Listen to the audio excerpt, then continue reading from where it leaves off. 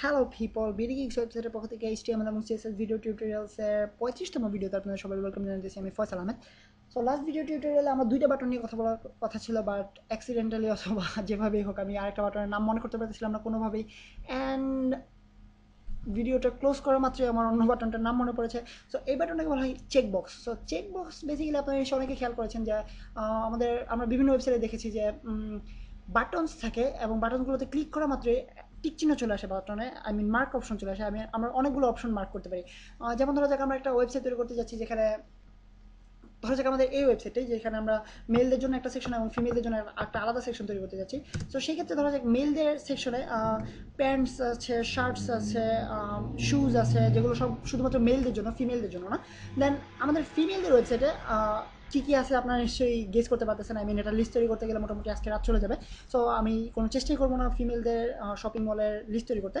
So ধরে নেন অনেকগুলো অপশন আছে। সো একজন, আই মিন আমি যে শুধুমাত্র একজোড়া জুতা কিনবো এমন না, আমরা সবসময় প্যান্ট কিনতে পারি, যেহেতু ঈদ সামনে চলে আসছে প্যান্ট কিনতে পারি, শার্ট কিনতে পারি, জুতা কিনতে পারি, ক্যাপ কিনতে পারি, সানগ্লাস কিনতে পারি। সো ডিফারেন্ট ডিফারেন্ট অপশন থাকতে পারে এবং তারা হয়তো বা একসাথে অনেক কিছু কিনতে যাচ্ছে। সো সেক্ষেত্রে আমরা কী করতে পারি, আমরা দেখেছি রেডিও বাটনের মাধ্যমে আমরা একসাথে ক্লিক করলে অন্যটা থেকে ক্লিক অটোমেটিক্যালি চলে যায়।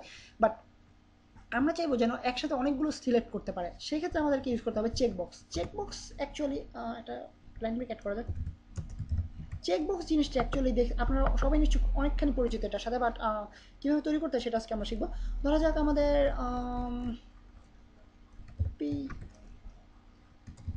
your items are below, or your items are shown below. So p br, so ধরা যাক আমাদের অনেকগুলো ইয়ে আছে, যেহেতু আমরা আপুদের শপিং মলের লিস্টে যেতে চাচ্ছি না, কারণ সেটা করতে হলে আজকে সারা চলে যাবে। তো ধরা যাক আমাদের ওয়েবসাইটে প্যান্টস আছে, দেন শার্টস আছে, দেন টি শার্টস আছে, দেন সানগ্লাস, দেন শুজ। সো এমন একটা ওয়েবসাইট তৈরি করলাম যেখানে আমাদের সানগ্লাস, শু, টি শার্ট, প্যান্ট সব কিছু আছে। সো এক্ষেত্রে আমরা কী করতে হবে আপনারা দেখেন, ইনপুট অবশ্যই আমাদেরকে ফর্মের ক্ষেত্রে ইনপুট নিতে হবে। ইনপুট টাইপের এখানে আমরা লিখব চেকবক্স, ঠিক যেরকম আমরা বলেছি নামটা চেকবক্স। দেন নেম দিব আমরা, নেমটা আমাদের একই থাকতে হবে, যেহেতু সব কিছু আমাদের বেসিক্যালি ড্রেসেস অথবা ড্রেস আপ অথবা ড্রেস আপ বলা যেতে পারে, ড্রেস। সো দেন আমরা লিখব ভ্যালিউ, যেহেতু আমরা জানি যে আমাদের এটা প্রয়োজন হবে শুধুমাত্র যখন আমরা ওয়েব প্রোগ্রামিং করবো, সেক্ষেত্রে আমাদের এটা প্রয়োজন হবে। সো এটা আমরা কখনই অ্যাভয়েড করার চেষ্টা করবো না, এটা অলরেডি প্র্যাকটিসে রাখা উচিত। কেননা আমরা যখন পিএইচপি অথবা জাভা স্ক্রিপ্টের মাধ্যমে আমরা প্রোগ্রামিং করবো, তো সেক্ষেত্রে আমাদের এগুলো অনেক কাজে লাগবে। এবং আমরা যদি আগে থেকে এটা প্র্যাকটিসে না রাখি ইউজ করা HTML কোডিংয়ের ক্ষেত্রে, তখন পরবর্তীতে আমাদের এটা প্যাচ লেগে যেতে পারে। অ্যান্ড আপনারা যারা ওয়েব প্রোগ্রামিং শিখতে আগ্রহী, তারা অবশ্যই আমার ওয়েবসাইটের পিএইচপি অথবা জাভা স্ক্রিপ্ট প্রোগ্রামিংয়ের ভিডিও টিউটোরিয়ালগুলো চেক করবেন। খুবই কুল এবং চরম চরম সব ভিডিও টিউটোরিয়ালস আছে। আশা করি আপনাদের সবার পছন্দ হবে এবং আপনারা অনেক কিছু শিখতে পারবেন সেখান থেকে। এবং চরম চরম সব ওয়েবসাইট কীভাবে তৈরি করতে হয় সে সম্পর্কে আপনাদেরকে ক্লিন একটা আইডিয়া দিতে পারবো আমি। সো আমাদের প্যান্ট ভ্যালু থাকলো প্যান্ট। দেন আমি জাস্ট আমার আলসেমির প্রমাণ দিতে জাস্ট কপি পেস্ট করে দিই।